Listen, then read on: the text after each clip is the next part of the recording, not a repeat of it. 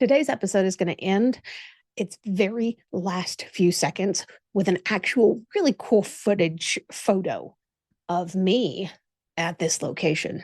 So if you have a second, stick around so you can check it out.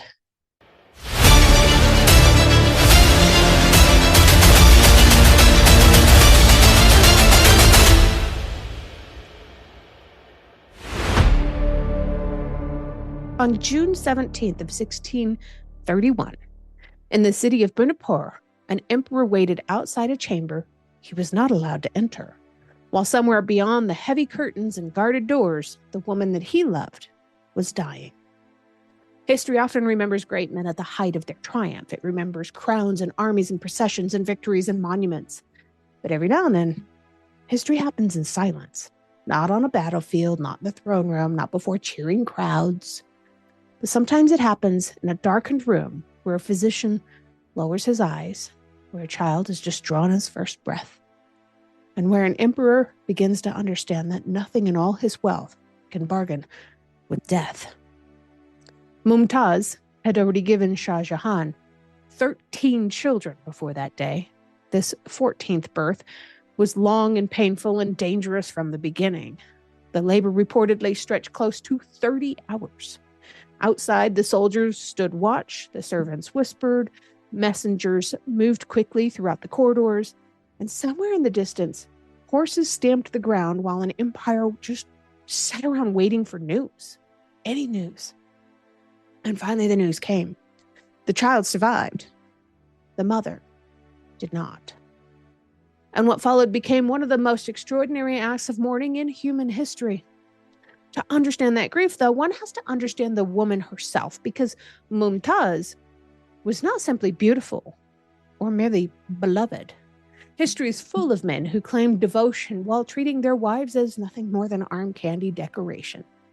It was not the sort of marriage that this was. She had been born Arjumrad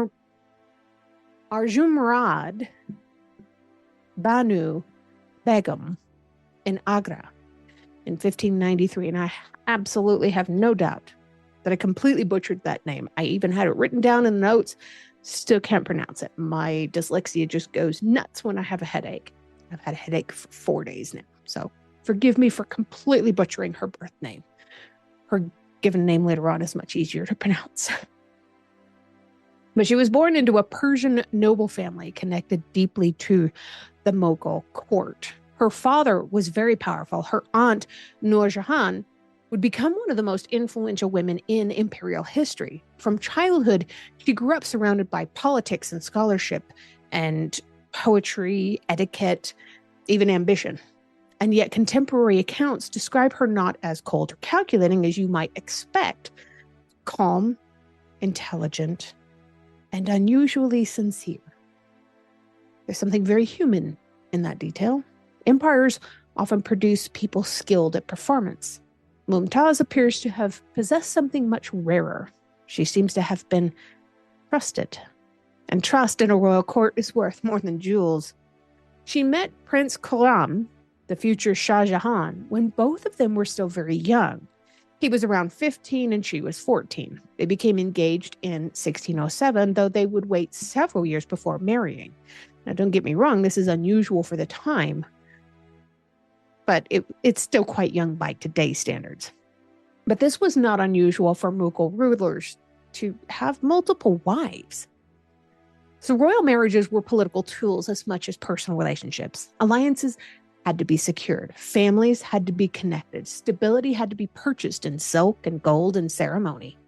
Well, Shah Jahan himself did marry other women, but by nearly every surviving account, Mumtaz became the center of his emotional life.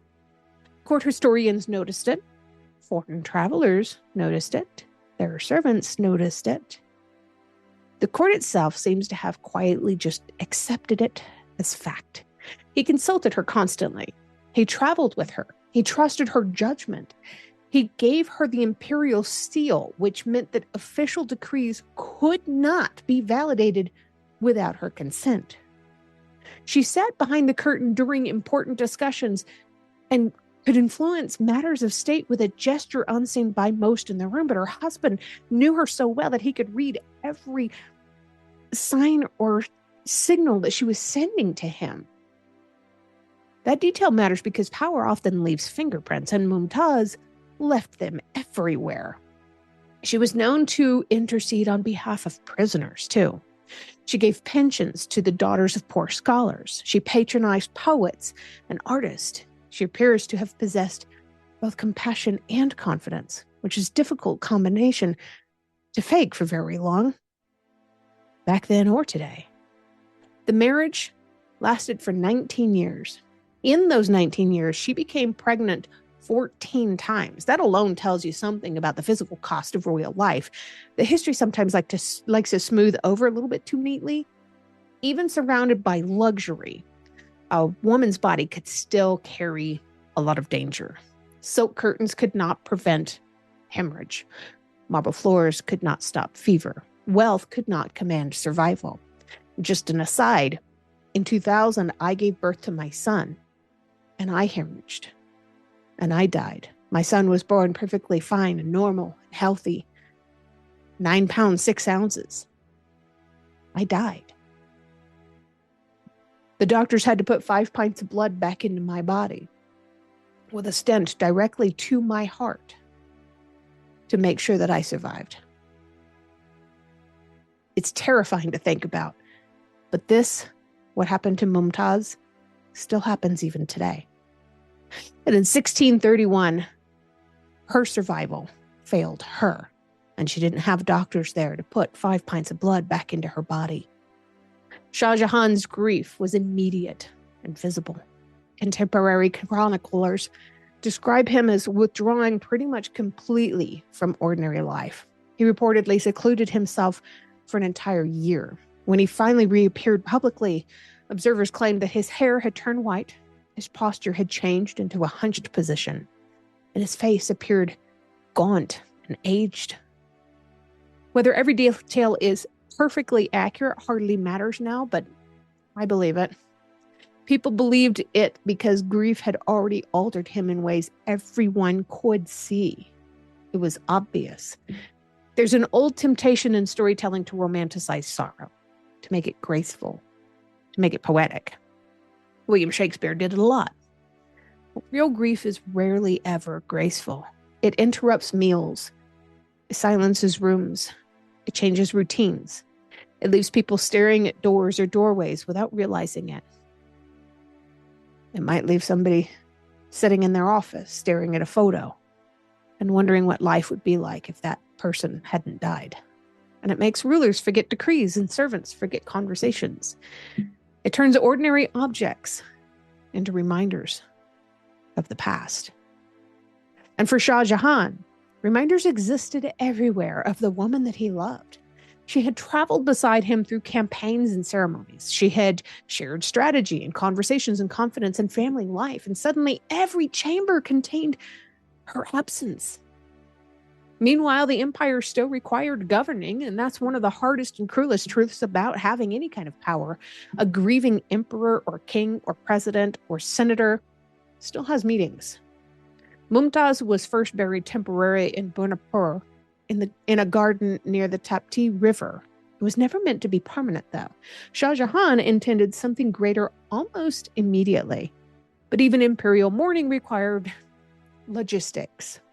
The body had to be transported carefully across a vast distance back to Agra. Escorts were organized and ceremonies were arranged and security was tightened and messages were dispatched. And the empire moved around the dead empress with extraordinary care. And somewhere during those months, Shah Jahan began imagining a tomb unlike any the world had ever seen. Not just large, not just expensive or impressive, but something very personal. Kings had built grand tombs before, sure. Dynasties had raised monuments for centuries. Look at Egypt. Look at these massive pyramids out there in Giza. But this project carried something unusually intimate beneath its scale. It was not just about power. This was about memory. Construction began in 1632. The chosen site stood beside the Yamuna River in Agra. Land was acquired and foundations were dug deep into the unstable riverbank soil. Engineers and architects and stonecutters and calligraphers and masons and inlay specialists and laborers, all these people were gathered from all across the empire and even beyond. More than 20,000 workers would eventually contribute to this one project, while white marble arrived from Makrana. Jade came all the way from China. Turquoise came from Tibet. Lapis lazuli, which was an extremely expensive precious stone, arrived from Afghanistan. Carnelian traveled from Arabia. And elephants hauled materials across massive earthen ramps, while teams of craftsmen shaped stone with astonishing precision. And through it all, Shah Jahan watched. And that's the detail I always come back to, because it was not just simply a ruler that was finding a project and then funding it and then moving on to the next chapter of his life. He remained deeply involved in the design and planning. Symmetry mattered to him in a kind of a holy way. Proportion, gardens, light, all of this stuff mattered to him deeply. Everything had to serve the memory of the one woman he loved. There's restraint in the building despite its magnificence, too. People often expect overwhelming decoration when they first study it closely, but what stands out instead is balance. There's white marble, measured geometry, calligraphy, gardens, water, and silence. The structure doesn't stand up and shout. It's not gleaming with gold. It's silent. It mourns. And perhaps that's why it endures. The tomb itself took around 17 years to complete. Remember, they were only married for 19 when she died. The work on the wider complex continued even after that, though. During that time, the Mughal Empire remained among the wealthiest powers on earth, too. Armies marched and courts had argued, and princes competed for succession, and famines struck regions of the empire. Trade expanded, rebellions rose and fell. Life continued around this construction site, but the monument remained at the center of Shah Jahan's emotional world. Visitors today often describe the building as a symbol of love, and I do think that's true, but I think that's also incomplete. It's also a symbol of refusal. Refusal to let death become small. Refusal to allow a memory to fade quietly into routine and history, and a refusal to reduce a human life to a single line in a court record. And perhaps that's why this story still reaches people so many centuries later. Most of us will never command armies or will never possess jewels or palaces or empires. Most of us will probably never even know a love that powerful. But almost everyone understands the fear of losing someone whose presence shaped the structure of their ordinary life. That fear crosses centuries very easily.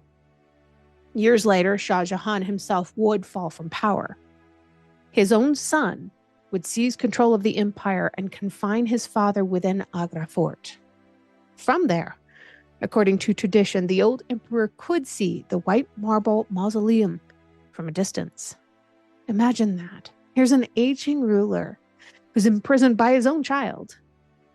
The child he probably had with his beloved wife. Spending his final years looking toward the tomb of the woman he never truly recovered from having lost. Not victory, not conquest, not empire, but a view of a grave. And when Shah Jahan died in 1666, he was buried beside his beloved Mumtaz, within the same mausoleum he had spent so many years creating for her. And only then was the story complete.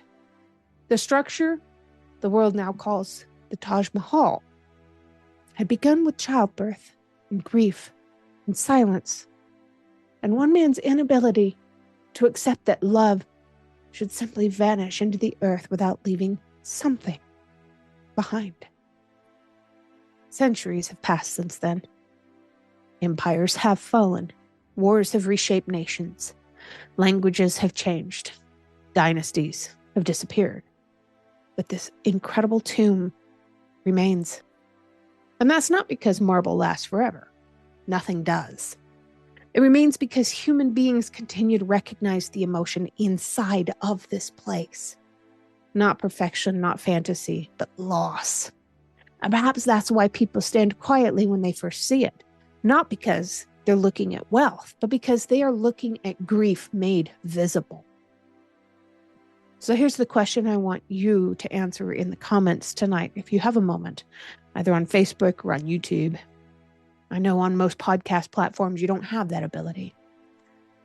But if you had one chance to leave behind something lasting for the person you loved the most, would you choose words or stone or memory itself? And if you do enjoy stories like this, please make sure you follow the History Happens Facebook page for more deep dives into history's most fascinating moments and my weepy butt losing it in some of these stories. And subscribe to the podcast so you never miss an episode, because I'll be back tomorrow with more. Every subscriber helps, and I do love hearing from you guys. Thanks for watching.